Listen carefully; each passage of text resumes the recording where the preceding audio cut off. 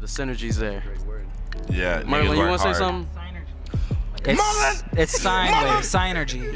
Merlyn! Say it, Merlyn. Say it! Merlyn!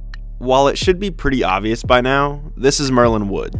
He's one of the founding members of the hip-hop boy band Brockhampton. In a group full of distinct personalities, there's one that shines brighter than the rest.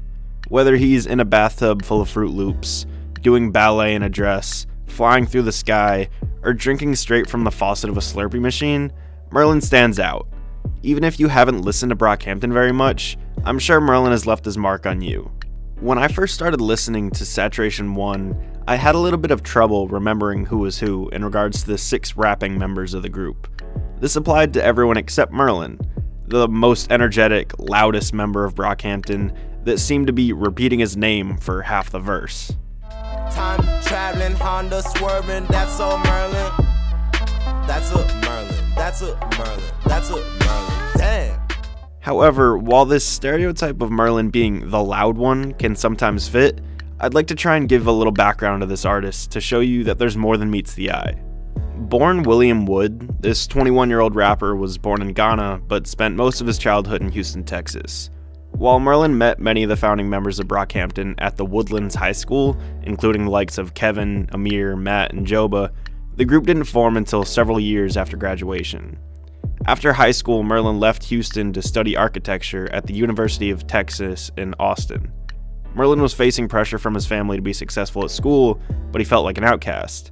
He raps about these feelings in one of his most iconic verses on Saturation 1's Milk. Wouldn't be talking to you, walking through the pitfalls of a college student. Crazy how you get them letters and that make you feel accepted till you walking around campus and you the only African. Nobody with passengers, cats to take direction well, take acid trips to find themselves.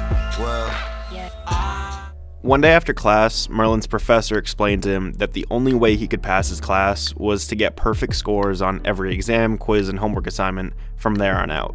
That night, Merlyn packed up his stuff and was in California with the rest of Brockhampton by the following week. never would have met my friends if not for satellites. Yeah, I'll cover even if she do not suck me right. Always trying to be a rapper when I feel that light. Luckily, professor found me at the proper time.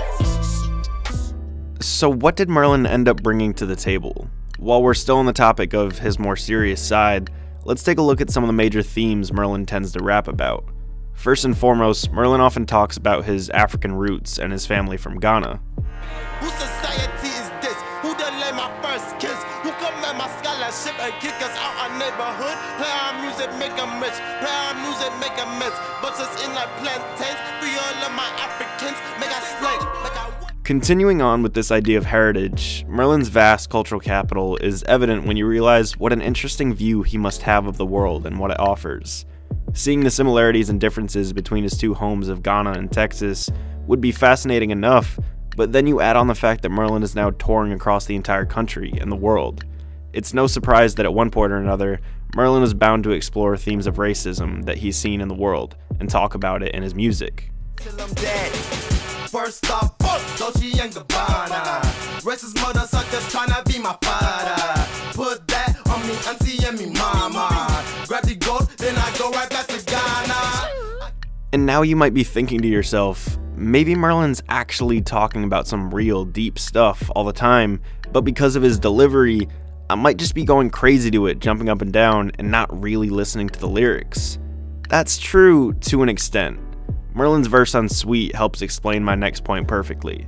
So we begin with the kind of lyrics that you would expect from the stereotype of loud, boisterous, sometimes even vapid Merlyn. Don't call me stupid, that ain't the way my name pronounced. Don't call me Cupid, I got too many hoes right now. Okay, don't call him stupid because that's not what his name is, and don't call him Cupid because he gets too many girls for you to call him that. This isn't anything too deep, but listen to what he says right after.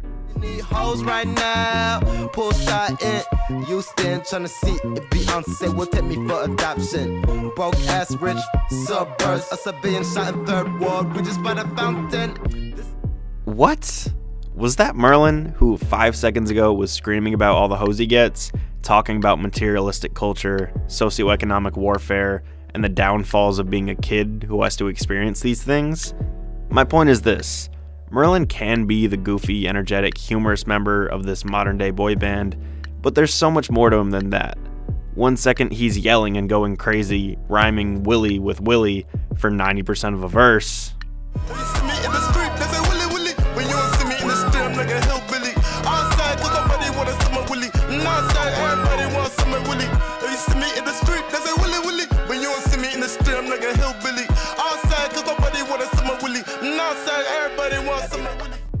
And then other times, he's the most composed member of the entire group, talking about hardships through unique lenses that someone only as compelling and unique as Merlyn Wood could think of.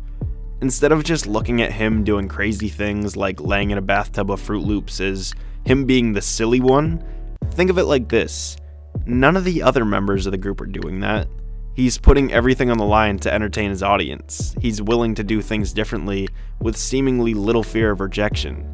He's confident, charismatic, smart, goofy, and he just might be my favorite member of Brockhampton.